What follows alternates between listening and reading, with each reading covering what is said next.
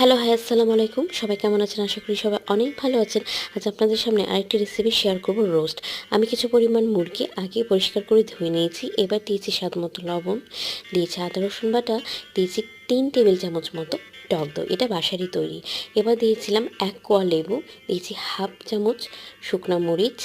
এটাকে আমি ভালোভাবে কিছুক্ষণ সময় মেরিনেট করে রেখে দেবো। এবার একটা পাত্রে তেল দিয়ে তাতে দিয়েছি 1 টেবিল চামচ মতো ঘি। তারপরে আমি দিয়েছি কিছু পরিমাণ পেঁয়াজ কুচি, দিয়েছি দারুচিনি, দিয়েছি সাদা এলাচ আর তেজপাতা। আমি এটাকে কিছুক্ষণ সময় ভেজে নেব।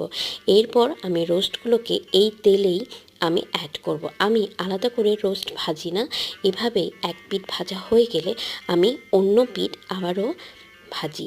আমি যে পাত্রে মেরিনেট করেছিলাম সেই পাত্রে আমি দিয়েছি হাফ কাপ মতো দুধ, দিয়েছি সয়া সস, দিয়েছি টমেটো সস, দিয়েছি বাদাম বাটা আর দিয়েছি রাঁধুনি রোস্টের মশলা। এই রাঁধুনি রোস্টের মশলা আমি হাফ প্যাকেট মতো ইউজ করেছি। এক পিঠ ভাজা হয়ে গেলে আমি রোস্টটাকে নেড়ে চেড়ে আর এক পিঠ ভাজার জন্য রেখে দেব। আমি কিন্তু জালটাকে আস্তেই করেই রেখেছিলাম, যেহেতু কালকে আমি মোরগ পোলাও বানিয়েছি। এটাই সেই রোস্টটা। এবার আমি মশলাগুলো অ্যাড করে দেব।